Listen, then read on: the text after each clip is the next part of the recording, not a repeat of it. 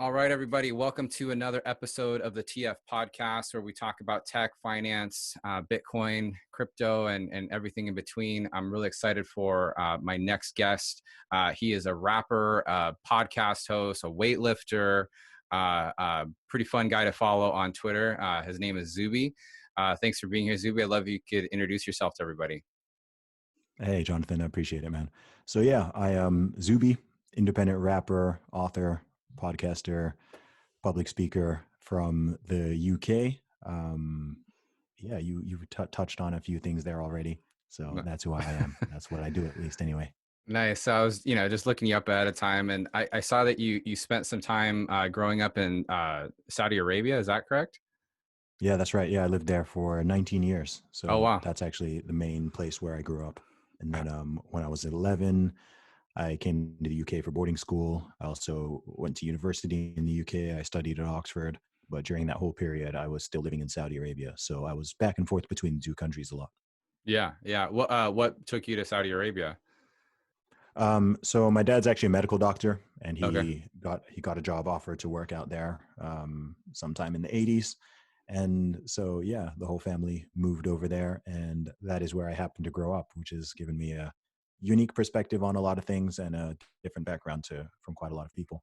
Yeah, totally, totally. I bet. And then especially like going back and forth between the UK. Okay, so you're Oxford educated. I actually have a funny story about Oxford. Go ahead. So my wife now, but she was my girlfriend at the time when we were dating. We actually had just started dating, and we found some crazy. I live in Seattle. We found some crazy deal to go to London for $400 and included flight, or sorry, Nice. flight and hotel. So we're like, let's do it. Anyways, I'm driving on the opposite side of the road of what I'm used to be driving on, right? Yeah, yeah. And so every time we're driving through the roads, my wife or girlfriend at the time was like, "Hey, you're getting too close to the road. You're getting too close to the road." So, anyways, we're driving. We're like in we see the sign to Oxford. And we're like, "Well, let's check out Oxford." I mean, we know Mm. that's obviously a interesting city of England. So, anyways, she's like, "You're getting too close." And then one last time, she's like, "You're getting too close."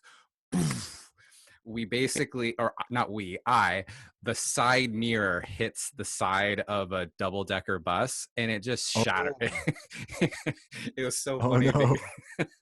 no. Everything went in slow motion too at that moment, right? So like just like Yeah. a big poof of dust or whatever, it hits the side of the bus, and we just I just take off and I go to the thing. I go to find somewhere to park, and we just die laughing. I'm like, do we go back and check on the bus? I'm like, no, that bus has got to be fine. So, Oh oh, no. Was it a rental? it was a rental, so I had to pay for Oh, I had to pay for the thing. It was crazy. But oh no. that's funny. So, okay, Oxford educated rapper. How does that happen? Like, what do people usually say about that? I love that juxtaposition there. Yeah, well, I guess I've gotten used to it now. I mean, I've Yeah, been an Oxford educated rapper for a while now, but when I was in university, it was certainly something that made me stand out a lot, both within the world of hip hop and also within the world of Oxford. I mean, yeah, there weren't. I was kind of the only person in the university really doing what I was doing in that regard. So I was actually very well known in Oxford. A lot of people knew me through my music and stuff like that because I do gigs, and I yeah. released my first album when I was there, and I shot a music video, which was actually shot um, at Oxford University. If anyone goes and watches my first music video, Step Into Me, then they'll see that it's actually shot in Oxford. Um, so I'd been a hip hop fan since I was maybe about 13 years old. Never tried writing or recording my own stuff or anything like that, but I was into the music, and then I started rapping when I was in Oxford, actually, in my first year of university. So I was stuck in the airport flying to Nigeria one time, and I I had a layover in Paris for about 24 hours, and I had nothing to do. I was bored. I had some pen and paper and some MP3s on my MP3 player, and I just started writing down some lyrics. And Yeah, lo and behold, turned out I was able to do it, and I kept doing it. And I'm giving the very sort of abbreviated version of the story sure, here, sure. but I would play my stuff to my family and my friends, and just record acapellas on my phone. And people were saying, yeah, it's good, keep it up, and everything like that. And then when I got back to university, I actually started recording, and within about 9 months, I had my first album, Commercial Underground, out, and that was sort of the spark that I could do more with it than it just being a hobby. That's awesome. So I'm a big fan of hip hop.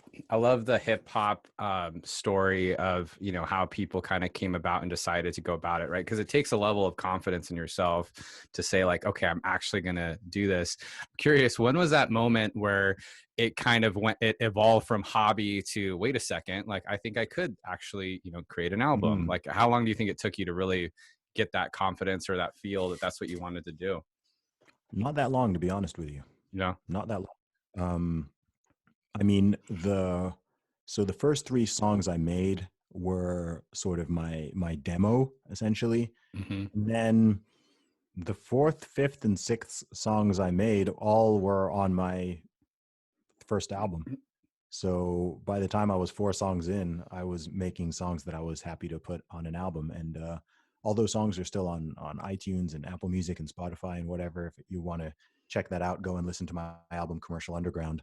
And some of the songs on there, those were really my early songs. Um, yeah, there's a song called Before Tell Me Why, which is the fourth song I wrote.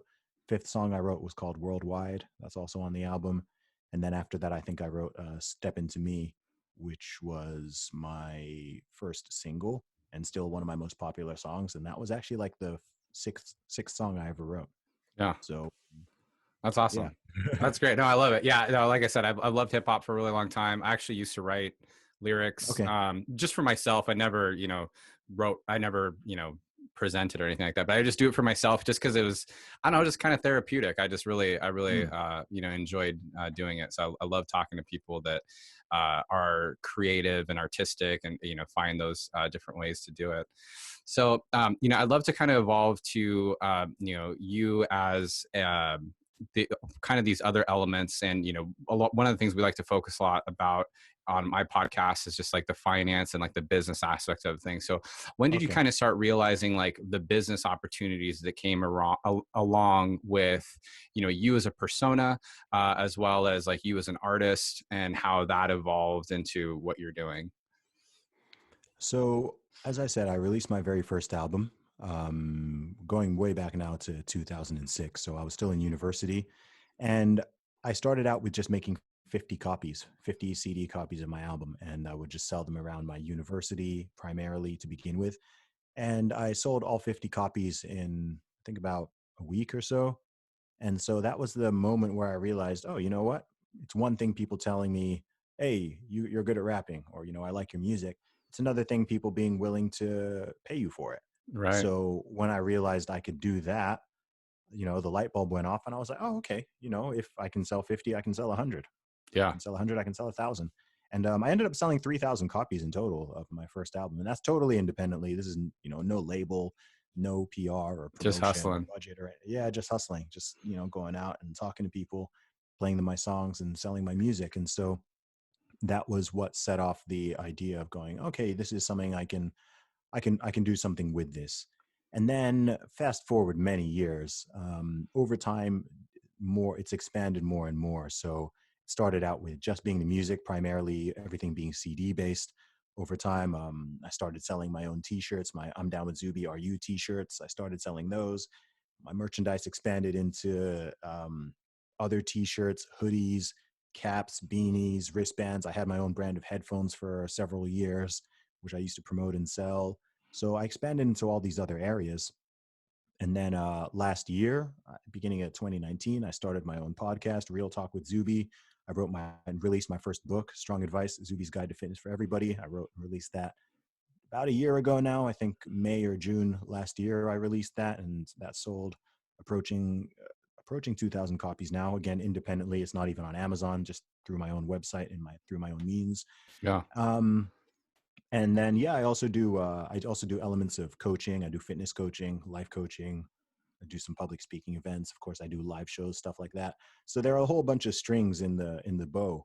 And honestly, I just do stuff that I enjoy. I do stuff that Hmm. I think I'm good at, and I do stuff that I enjoy.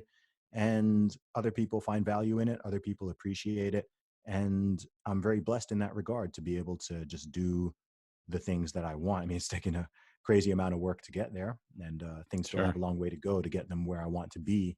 But you know, I love my life. I feel very blessed. I've got a great fan base. You know, a lot of people out there who really like me and like what I do and like what I say.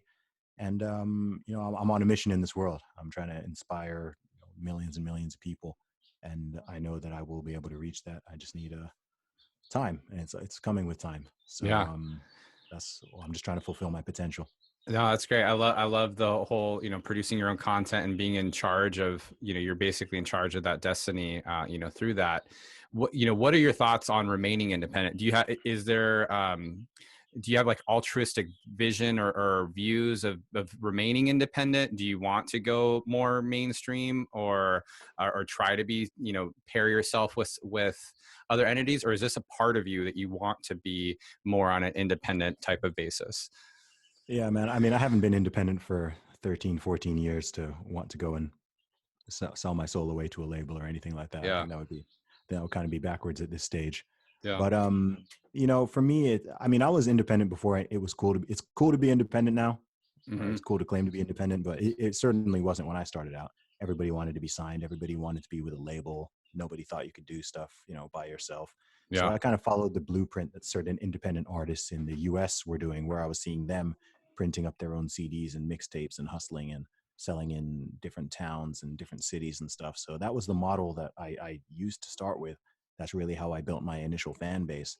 And both from a creative perspective and from a business perspective, I'm a big fan of independence and autonomy, essentially, especially in business. I don't like to be controlled or be dictated to by other people or to be forced to do anything that I don't genuinely want to do.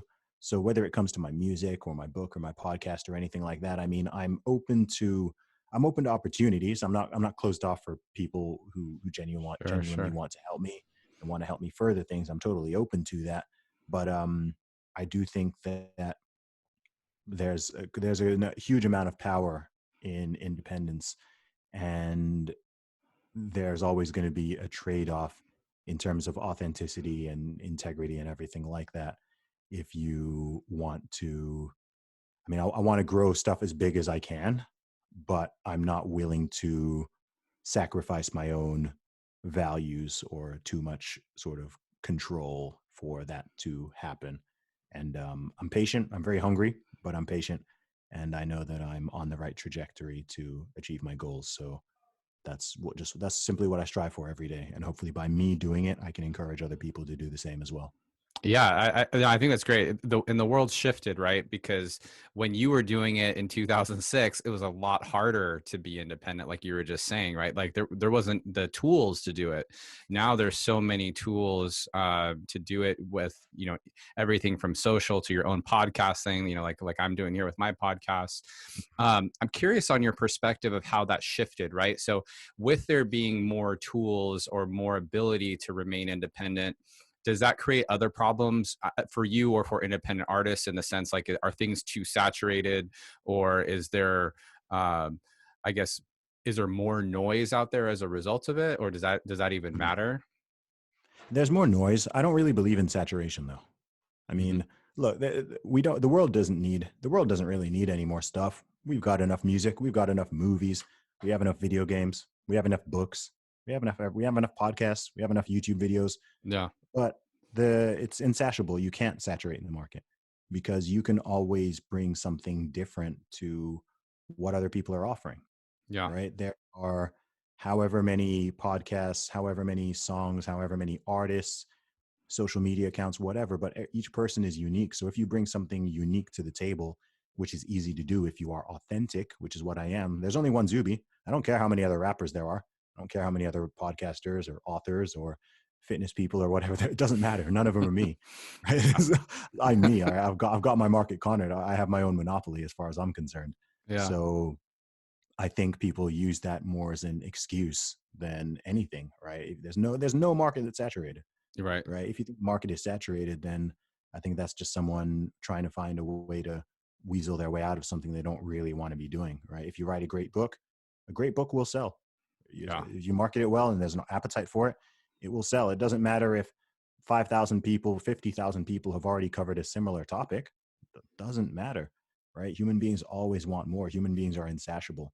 And there's always new, different, and better ways of doing things that already exist. And that's sort of that's how life goes. We all build upon things that have already been created. It's very rare for anyone to totally create something from scratch.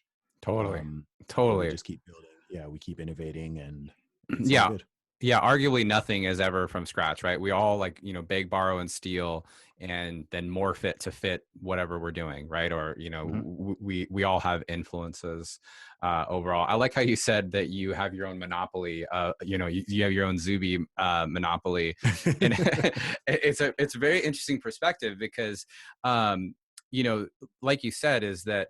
Uh, People just kind of gravitate towards other people, and now that we have this ability to essentially maintain relationships with those that we don't even know at different levels, like Hmm. I don't know if you did you watch The Last Dance the other day by chance, the Michael Jordan Oh, documentary by chance, or no? yeah. Anyways, so there was this documentary a couple days ago with Michael Jordan, and it's going to be this 10-part series. But what was interesting is one of the things people were talking about after the fact is that nowadays you have this opportunity to have this relationship with people, celebrities or whatever, kind of like at this hands distance, because you're able to see and just kind of emulate or understand, and that just wasn't with the tools that were around in the past. You obviously couldn't do that. So yeah, I think it's really interesting how you're kind of thinking through that overall. Thank you. um, I kind of want to shift to Bitcoin here because I didn't intend for this to happen along the conversation arc that we're having, but you're talking about being independent, you're talking about doing things on your own, you're talking about like not selling out, and these are all common traits behind how people think about Bitcoin and like why they like Bitcoin. Like they want to be kind of in control of their own financial sovereignty, and like the idea that they can withhold their own currency on their keys and not have someone control it. I know that you're a Bitcoin proponent and that you're very interested. I'd love to understand your discovery into Bitcoin, and then from there, I'm wondering, there has to be some level of parallels between how you live your life to why you like Bitcoin, I'm assuming. Yeah, certainly. I mean, in terms of discovery, I first heard about Bitcoin, man, like years before I ever bought any. But I'd never looked into it. I mean, I'm actually a computer science graduate, so Okay.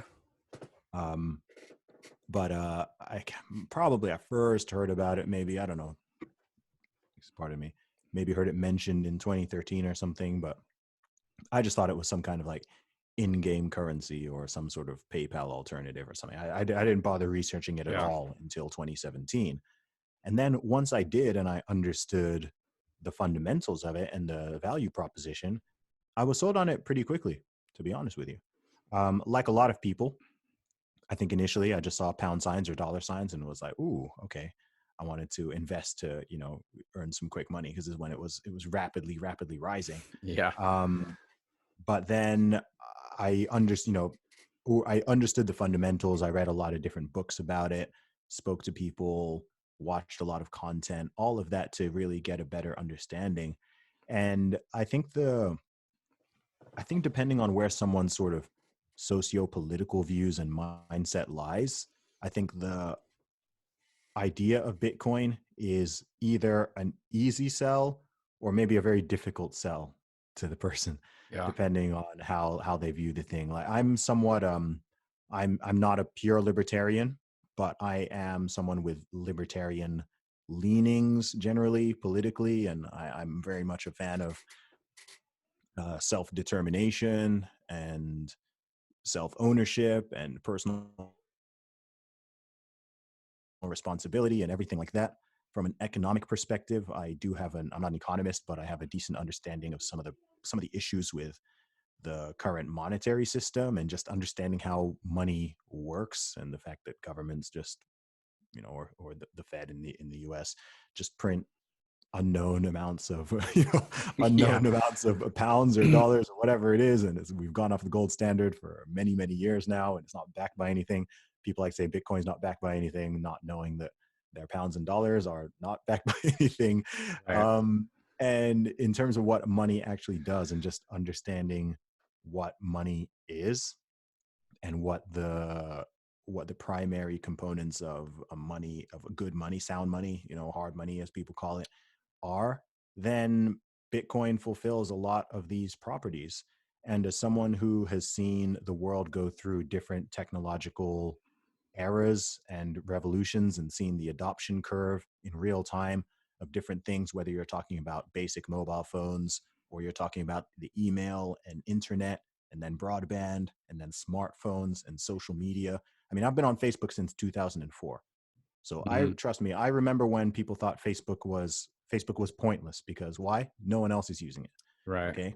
So I was I'm in the first 0.01% of Facebook users ever. Yeah, you So have. Do you still have your university login? yes, so my So, university still have my university login. so My do I. university was, yeah, it was the first university in the UK that it came to. Yeah. So I've seen that, right? I've seen this multiple times. I've seen it happen. And the way people were talking about Bitcoin and crypto, both the proponents and the people who are, against it and who are still against it or who just don't understand it, it's very reminiscent to me of how people used to talk about email or mobile phones or the internet or social media or whatever. So yeah, sure, things are still early, um, and some of those questions and concerns are certainly valid at this stage. But given the properties of Bitcoin, um, I mean, I just think it's a totally unique form of money or an asset class, if someone wants to call it that. And so I believe in it. To what degree? I mean, I don't know how, none of us can predict the future. I believe that Bitcoin is going to grow a lot in terms of adoption. And I Yeah. do believe that it will eat into some of the existing asset classes when people truly understand it and know and understand the value proposition. I think more stuff needs to be done to make it easy and accessible for people, because I still think it's at that stage where it's a little bit impenetrable to someone who is not techie at all, or maybe has no knowledge of economics at all. But I think over time, those things will be resolved, and there will be a way to sort of, let's say, mainstream it and make it very. I mean, it's happening over time. It's already easier Sure. now to buy Bitcoin than it would have been 5 years ago, let alone 8 years ago. So these things happen over time, and so I'm excited about it. It's something that very much excites me and interests me, and I think, wow, okay, this is a chance to also. I mean, part of it is fun as well. It's like it's an experiment. It's Yeah. it's an opportunity to be involved in some way, shape, or form in something that is new and which could fundamentally change the way we view money and the way that we save and the way that we spend and everything like that. So we will see. Yeah, no, I agree. I think there's definitely lots of interesting, aspects to it, and your background in computer science. I'm sure all this kind of accounts for how you're thinking about it. For me, the way I kind of think about Bitcoin overall is just that whole like bigger than oneself type of thing. It's the someone joked with me one time and says like, what if Bitcoin is the AI that takes over? And just meaning like, and I don't, not to go down that tangent by any means, but like, it is pretty interesting how it has this ability to kind of maintain. And so what in the middle of March is when everything crashed and Bitcoin went down to 5,000, or sorry, 3,000, 3,800 or something like that, from 10,000. And now it's pretty much remained steady at right, floating around 7,000. I think it's at like 71 or 72 today, Yeah. USD. So it's been interesting how it's been able to maintain its value more stable than some of these other markets, currencies. Oil just went down the other day Oh gosh. Yeah. dramatically, right? So Yeah. Yeah. Yeah. No, it's funny. People have, people like we all deal with confirmation bias. yeah, So as soon as Bitcoin drops, there's certain people who I'm going to see in my DMs and my WhatsApp messages and whatever, who are like, see, I told you, right? This whole thing's right. And then as soon as it goes up again, they go silent. And then it's yeah, how people are. I think people do it with everything. And I've got a long-term vision. So I'm not a trader. I'm not yeah. someone who's trying to catch falling knives and read all these charts and predict where it's going to go on a sort of day-to-day or week-to-week basis. I believe in the long-term value proposition. So I've reached the stage now where, first year I was involved, I used to track the prices every day and freak, oh gosh, that's gone up, that's gone down, whatever. Yeah. I've taken my beatings and whatnot. But at this stage, I'm just like, yo, I don't really care about what the price is. Like, I'm not selling it. Like, Right. I'm gonna keep, like, this is I believe in the long-term vision, whether it's 5 years or 10 years or 15 years or whatever. I think that certainly from an investment perspective, I know some people say, oh, it's not an investment vehicle or whatever, but I do think from an investment perspective, it's something that I'm willing to be patient on. And I'm not Yeah. I have been over invested in the past, but I'm not at a stage where, I don't want my holdings to go to zero. But if they ever did, which I don't think they ever will, then it wouldn't, end my life or something. I haven't Yeah. put, I haven't taken all my chips and, shoved them on Not, Bitcoin. or But not it's at yet. a stage I'm where just kidding. well, I think, honestly, I think that even people who are somewhat skeptical, I still think it makes sense to have some. Oh If yeah. someone isn't, or does allocate a portfolio, I certainly think it makes sense to have at least some in Bitcoin. Totally. Do you know who Newt Gingrich is? He's a politician in the Yeah. U.S. Okay, so or a former politician. Anyways, a friend of mine had him on an interview, and Newt Gingrich said that he has 2 Bitcoin, and he's like, "Yeah, I don't know but like, I think you might as well have a couple." Is kind of what he Yeah. said, something on the Yeah. lines of that, right? So like super Yeah. ultra conservative person. It's like, yeah, I think you should. So no, I agree. I'm kind of the same function as you, is that I think I don't necessarily care if it goes up or down. I pay attention to it because Sure. it's interesting, but it doesn't affect if I buy, and I'm in it for what it is in the long. And I'm a terrible trader. My trading philosophy is to buy low, sell high. But for whatever reason, I just love to buy high and sell low. I Yeah, think isn't that what like 70 something percent of people end up doing? I just yeah, don't trade. yeah, exactly. Maybe I'll learn one day. I got my But butt kicked like 1 or 2 times, and it's like, yeah, I'm just gonna hold on because yeah. I'm trying to get a couple $100 and more, or a couple thousand. It's like, Yeah. no, let's not mess with that. So so going back to the Bitcoin thing, how as an artist, how have you seen Bitcoin make its way and infiltrate its way into the music scene? Is it like, do people in music care about it yet? I remember reading an article a while ago that 50 Cent had like a ton of Bitcoin by accident, basically, Yeah. because he was accepting it to sell his CDs or something. I don't know if he found, or I don't even know the story, but I just remember. Yeah, no, he was accepting it as a payment method for, I think, his Animal Ambition album, I believe, which was a few years ago. So I think they received a bunch and they weren't really sort of tracking it or paying attention or whatever. And then when there was the big price spike in 2017, it suddenly became worth a whole bunch. Got it. Yeah. So have you seen it take off or take hold in the music scenes at all? Not yet. Yeah. No. I mean, there are some artists, just like there are some people in any industry who are interested in it. There's definitely some rappers who are into it, no question. Like, I've heard certain rappers talk about Bitcoin in their songs. Yeah. So there's no doubt that there's some level of awareness, but and it might be slightly higher than the general population, possibly, just because people tend to be a bit more creative and open-minded in those worlds. Mm-hmm. But yeah, no, it's not a big thing yet. I mean, I accept Bitcoin on my website for my music and my merchandise. Most people tend to pay in pounds or dollars, but I do accept it, and I let it be known I accept it. So yeah, no, I think we'll see. I think, like I said, I think it's very much in the infancy stage, certainly in terms of adoption. I think in terms of technology, I think it might be a bit beyond the infancy stage, but I think things happen quickly. There's stuff that we have and that we use now on a day-to-day basis that didn't exist 10 years ago. Totally. So I think people tend to underestimate how quickly things can change.